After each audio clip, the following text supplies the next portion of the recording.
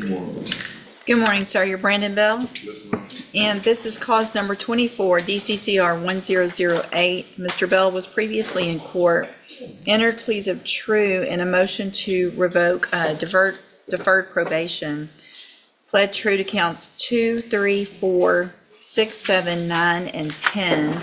And there was not an agreement on probation for aggravated assault with a deadly weapon. And I've received that updated report. Has everyone had an opportunity to review that report?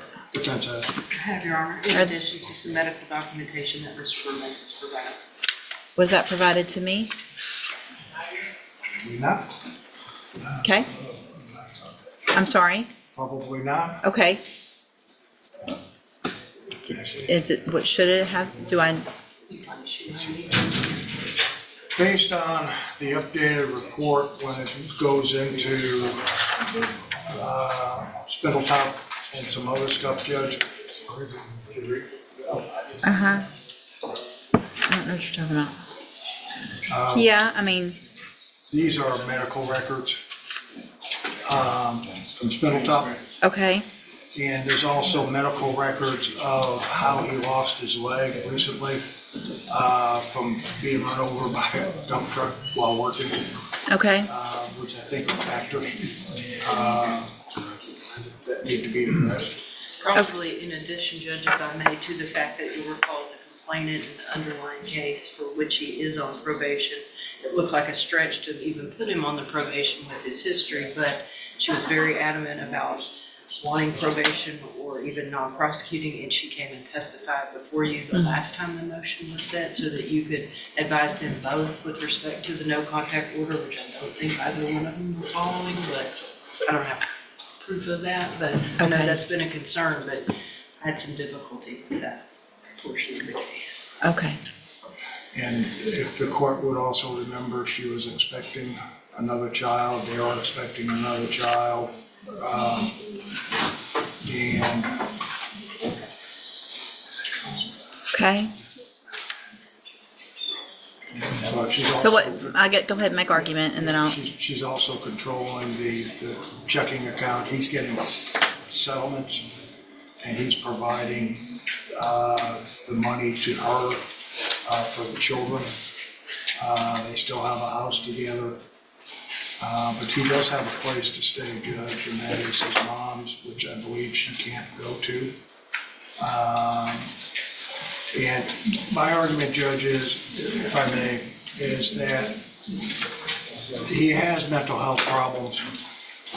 He's had some problems in reference to possibly smoking marijuana, but I think it's contributed to things that he has gone through in life. As I said, I have some medical in reference to an amputation. Of course, he's lost part of his right leg. That was due to a dump truck backing up over him while he was working. And then you couple that with mental health issues.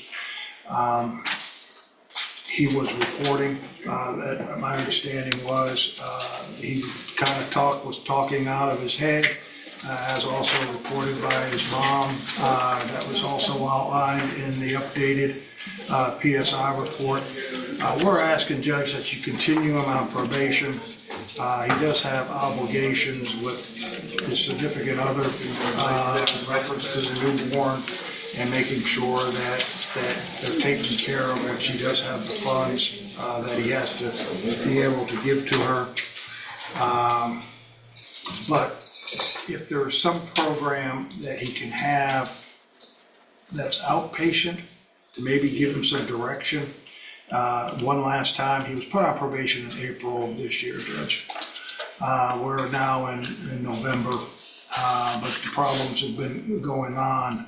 But he does need to go back to Spindletop. He does need to say this is what you do or not. I mean, according to the pre-sentence report, he is reporting. It's not like he's not reporting. He's trying to pay or has been paying and trying to do stuff. I think he just needs a little bit of a correction and see whether or not he can do it. And couple all that, I've had extensive conversations with his wife I've tried to tell her the way it has to be as of yesterday.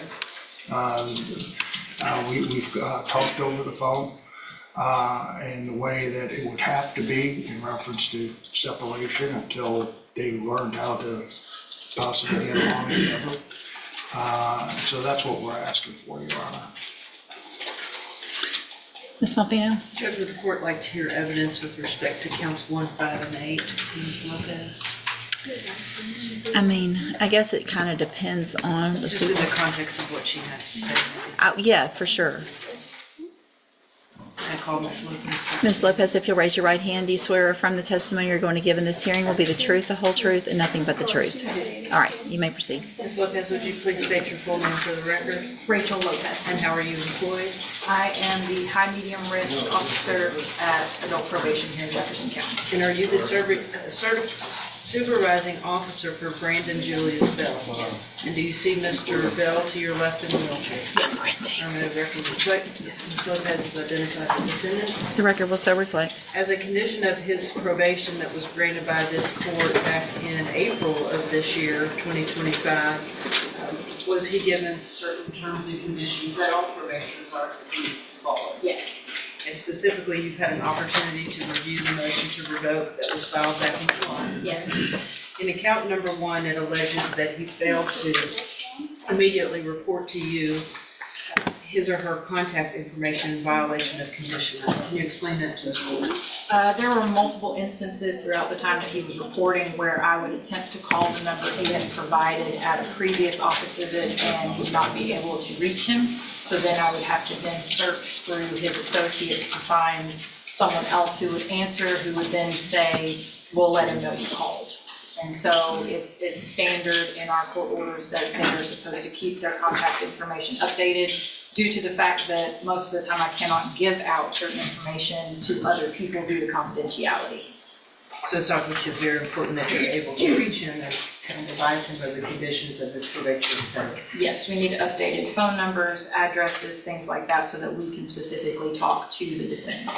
And he pled true to additional allegations, including providing some. Brandon Bell's situation grows increasingly dire. The court's patience is wearing thin as he faces a serious decision. With health challenges and ongoing legal issues, this is his last chance. Can he turn his life around, or will his past mistakes seal his Providing fate? some dirty UA specimens being out past curfew. Was he ordered by the court to provide all records and documentations as required by you to you as his officer? Yes. And did he do that? Yes, whenever it applied in regards to like spindle top, yes, those type things. I haven't had any kind of paperwork in regards to the settlement that Mr. Burbank has referenced, but I also recognize that that may be a recent thing. And so that may not be applicable yet, but otherwise, yes. So some things you're able to verify, but yet others you are not, which is why you felt it important to include in the motion. Correct. And additionally, in allegation number 8, did he admit to you the adulteration of his UA analysis on or about June 30th of 2025? Yes, when he submitted that urine analysis that date, it was clear in the cup, and I did make a note of that in my chrono. It should be noted that even if someone is extremely hydrated, their urine is not crystal clear. And so when I specifically asked him in the office visit that date, did you do something to make it be negative? He said yes. And so while the drug test reflects negative, he admitted in the office visit that he had taken something, drank something to adulterate his urine. And in fact, you and I have had a lengthy conversation in the past about his use or suspected use of K2 synthetic marijuana, which lends to possible negative UAs when in fact he would be positive just due to the nature of that synthetic. Yes, Ms. Strother, our UA tech, has explained to me that K2 is a difficult drug to drug test for because much like the flu, there are multiple strands of K2 drugs out there, and our drug test can only specifically test for one type. And so if he had not used that specific type, it would test negative.